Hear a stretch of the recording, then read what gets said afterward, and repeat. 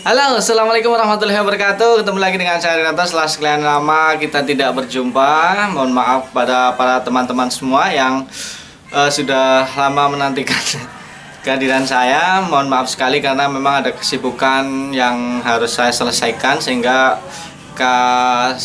saya dan kami sekeluarga tidak membuat video tentang pertanian begitu lama. Mungkin ada 2 mingguan atau lebih ya.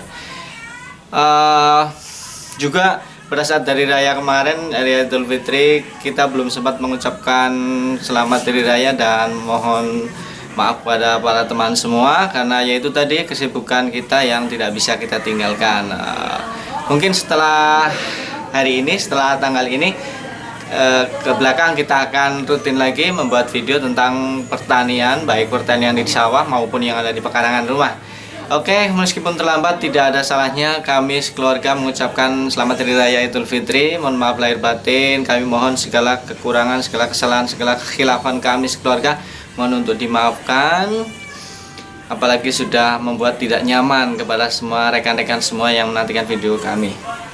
Oke, video kali ini selain tadi penyampaian permohonan maaf dan pengucapan selamat hari raya, video pertama setelah hari lebaran ini kita akan mencoba untuk menanam kacang hijau ya. Kebetulan di areal sawah kita sudah sebentar lagi, mungkin 1 minggu lagi, 5-7 hari lagi akan kita petik, akan kita panen. Dan selanjutnya kita akan tanami sawah tersebut dengan menggunakan kacang hijau, yaitu dengan cara TOT, yaitu tanpa olah tanah. Karena memang kebiasaan di daerah kami itu kalau musim tanam ketiga, yaitu setelah tanam 1 dan 2, yang ketiga itu kan biasanya fuso atau dianggurkan, tapi kita manfaatkan untuk menanam kacang hijau, yaitu dengan cara tanpa olah tanah, kita langsung tebarkan saja atau ditugal biasanya. Tapi kebanyakan sih disebar saja sih. Kalau ditugal memang butuh waktu dan tenaga yang cukup lama. Oleh karena itu kita akan tebarkan saja. Yaitu kita memiliki tanah seluas sekitar 1000 meter persegi. Kalau di sini itu 75 ubin. Kalau 1 ubin ada 14 meter, maka kalau 75 maka 1050 meter persegi. Kita akan gunakan sekitar 3 kilo kacang hijau untuk bibitnya. Kebetulan ini masih ada bibit sisa punya kakak 2 tahun yang lalu, karena tahun kemarin kita gagal panen kacang hijau karena memang tidak ada kemarau ya. Kita sudah tebar bahkan 2 kali sampai 2 kali. Tapi ternyata air datang begitu cepat, hujan begitu cepat datangnya, sehingga tanaman kacang hijau kita yang tahun kemarin belum sempat berbuah dan sudah terendam. Dan akhirnya sawahnya langsung ditraktor dan ditanami padi dan tidak sempat panen kacang hijau. Tapi kalau kita kakak masih punya sekitar 3 kilo ini, hasil panen 2 tahun yang lalu, mungkin sudah kurang bagus ya, tapi tidak apa-apa. Kalau kita beli di pasar sekarang itu bibitnya harganya sekitar 25.000 per kilo.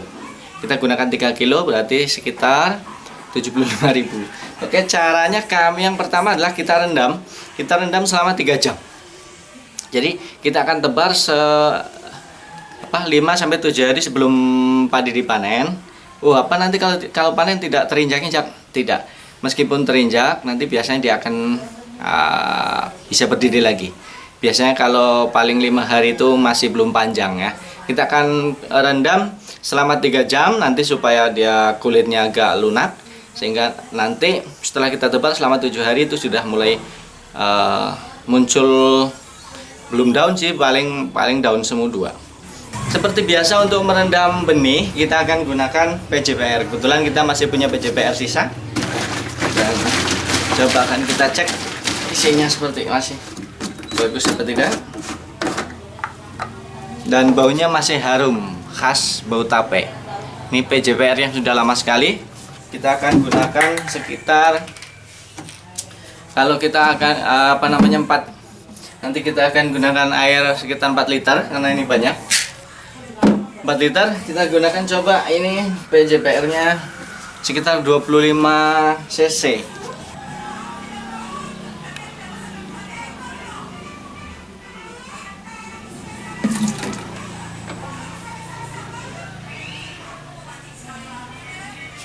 Kita kasih 2 tutup ini. Tujuan pemberian PJPR adalah satu sebagai imunisasi, yaitu untuk membuat bibit kacang hijau ini menjadi lebih tahan terhadap penyakit.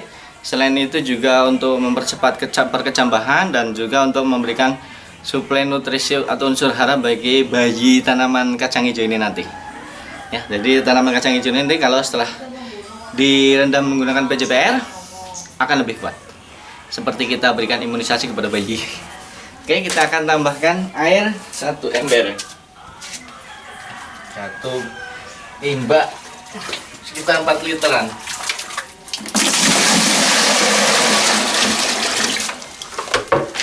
Oke, kita langsung rendam saja.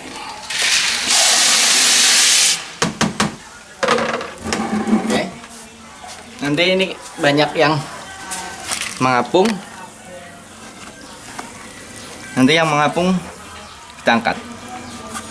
Biasanya nanti setelah direndam ini dia bentuknya akan bisa 3-4 kali lipat besar-besar. Kita akan pilih yang bagus, kita tebarkan, yang jelek kita buang. Oke, kita tunggu 3 jam mendatang. Sekarang pukul 10, sekitar 10 pagi. Kita tunggu 3 jam mendatang, pukul 13 nanti akan kita tiriskan. Kita buang airnya. Kemudian nanti setelah pukul 4 sore, kita diamkan, berarti 3 jam juga. Oke, sekarang pukul 13 waktu Indonesia bagian Barat. Waktunya kita meniriskan tadi yang kita rendam kacang hijau yang akan kita sebarkan ke sawah. Ini terlihat yang kacang hijau yang jelek ini. Lihat banyak sekali di mengapung. Nanti akan kita buang dan kita tiriskan dan kita diamkan selama 3 jam. Ini tadi direndam selama 3 jam. Oke, sekarang kita ambil yang jelek dulu. Oh,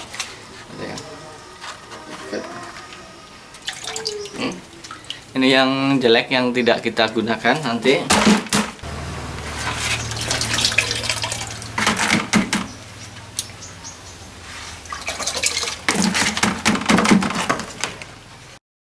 Oke, nanti ini airnya akan kita gunakan untuk nyiram tanaman yang lain karena airnya mengandung banyak sekali kalsium ya. Kalsium. Pokoknya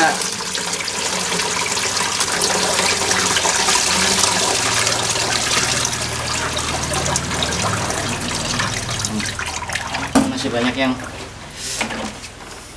yang jelek kita buang.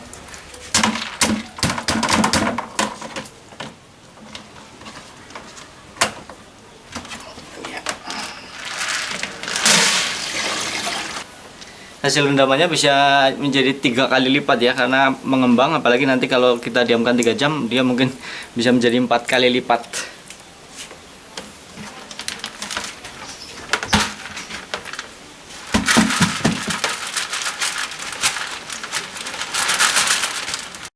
Ini adalah air rendaman tadi kacang hijau yang siang tadi. Yang rencana akan kita gunakan untuk nyiram tanaman, tapi setelah saya pikir-pikir dan baca-baca, ternyata ini banyak manfaatnya dan tidak langsung kita siram, tapi kita proses dulu.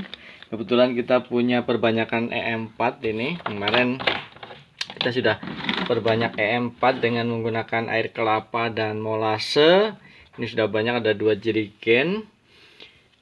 Nah, ini nanti akan kita gunakan untuk memperbanyak atau memfermentasi air rendaman kacang hijau ini agar khasiatnya, agar nutrisinya lebih meningkat daripada yang langsung kita siramkan ke sayuran. Jadi kita lihat dalamnya, tadi siang sudah kita rendam ini, kita lihat dalamnya. Oke, kita lepas talinya, kita lihat dalamnya. Ini sudah tadi siang udah kita campurkan ya. Kita tadi air rendamannya hanya 1 ember atau sekitar 4 liter, kemudian kita tambahkan lagi menjadi sekitar 15 liter.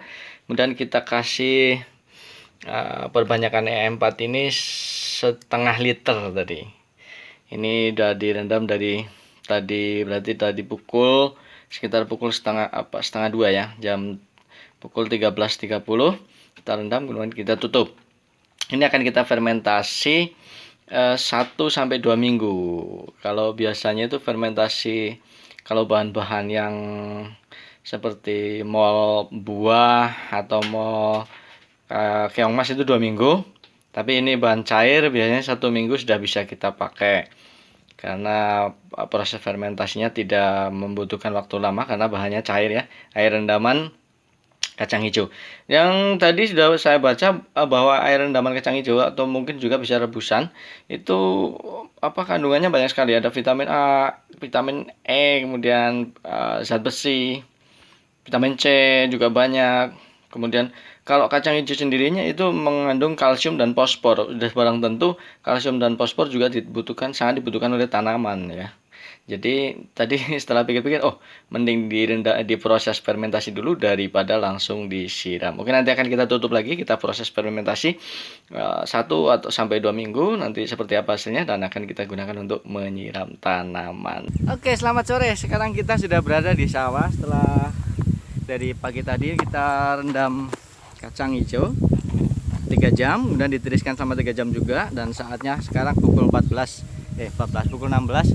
Saatnya kita akan tebarkan ke sawah yang akan siap kita panen 3-5 hari mendatang, karena kita menunggu giliran tenaganya ya yang untuk metik, karena kita tidak petik sendiri tapi ya bantuan teman-teman atau tetangga. Jadi kita tebarkan saja. Intinya kalau kita sistemnya tebar itu memang lebih boros benih. Sebenarnya bagusnya itu sistem tunggal, tapi karena membutuhkan tenaga dan waktu yang lebih banyak, maka kita gunakan sistem tebar saja. Antisipasinya adalah kita gunakan bibit yang begitu banyak, karena nanti antisipasi untuk yang mati dan lain sebagainya. Kita tebarkan, perkiraan itu satu rumpun padi ini ditempati oleh 1 atau 2 biji atau butir bibit kacang hijau ini. Tapi kan itu kira-kira saja. Oke, kita tebarkan saja.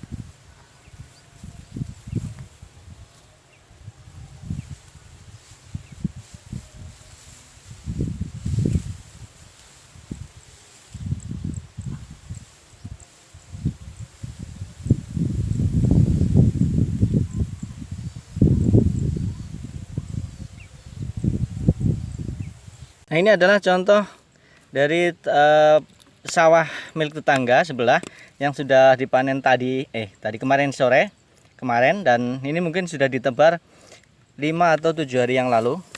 Ini sudah tumbuh ya, jadi tidak beraturan dia tumbuhnya karena memang sistemnya tebar ya.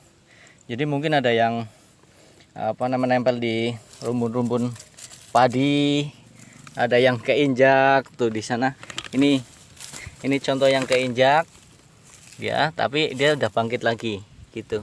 Jadi tidak takut terinjak. Mana tadi ada lagi yang terinjak seperti ini, bisa ini parah, ini terinjak parah, tapi dia udah akan tumbuh ke atas lagi, begitu seterusnya. Ini udah berdiri lagi.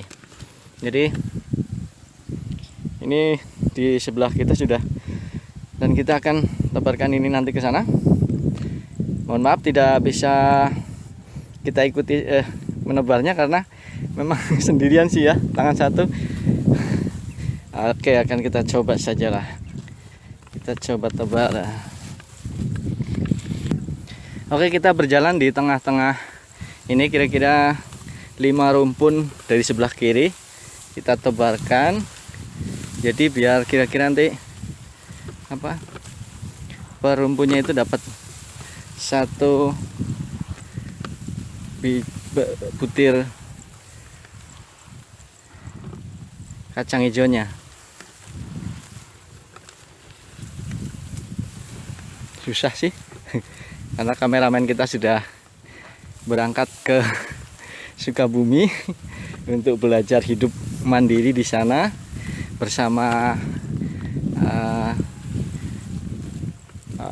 kakak saya yang bekerja di sana. Katanya dia ingin belajar hidup mandiri dulu di sana, cari pengalaman. Nanti kalau sudah punya pengalaman dan membandingkan enak mana tinggal di kampung sama di kota, baru setelah itu akan diputuskan ke depannya mau hidup di kampung bantu orang tua atau tinggal di kota bekerja. Nah, rencana sih mau kemarin ikut SBMPTN tapi belum beruntung, tidak lulus. Rencana sih mau kuliah, tapi mengingat biayanya kalau di swasta juga mahal. Maka sementara setahun ini mencoba untuk mencari tabungan dulu, baru mungkin tahun depan kalau sudah ada rezeki bisa ikut SBMPTN lagi, atau kalau tidak masuk ya masuk ke swasta. Oke, kita sudah finish di sebelah sini. Memang tidak bisa kita perkirakan merata ya, tapi nah ini nanti setelah kita panen, mungkin 3 atau 4 atau 5 hari mendatang setelah kita panen, kemudian nanti jeraminya tidak akan kita buang atau bakar, kita sebagian untuk kita tutupkan supaya bisa menjaga kelembaban, dan sebagian lagi kita bawa pulang aja untuk pupuk. Oke, demikian tadi sekilas info tentang bagaimana menanam kacang hijau di desa kami yang menggunakan TOT atau sistem tanpa olah tanah, yaitu setelah panen padi dan kita tebarkan kacang hijau. Kemudian update selanjutnya akan kita buat video juga tentang perawatan pemupukan ya, baik pupuk cair maupun pupuk padat, menggunakan ini sisa-sisa jerami juga yang akan kita gunakan untuk selain mulsa juga untuk pupuk. Nanti ini kan jerami yang sudah membusuk, kita tebarkan juga ke tengah. Mudah-mudahan hasilnya bagus, segera akan kita laporkan. Mohon maaf kalau yang tahun dulu itu kita juga, tahun kemarin kita juga nyebar kacang hijau tapi tidak bisa panen keseluruhan lah, 99% tidak panen, karena di desa kami 99% tidak panen karena kemarin itu tidak ada musim kemaraunya. Jadi setelah tebar kacang hijau ternyata masih ada hujan terus, sehingga kacang hijaunya tidak bisa hidup, karena kacang hijau kalau kebanyakan air nggak bisa, apalagi di sawah terendam. Jadi praktis panen tahun 2016 kemarin kita tidak panen kacang hijau. Mudah-mudahan di tahun 2017 ini bisa kita panen kacang hijau sebagai tambahan penghasilan bagi para petani, karena hasilnya juga sangat menguntungkan. Oke, terima kasih sudah nonton. Selamat sore. Wassalamualaikum warahmatullahi wabarakatuh.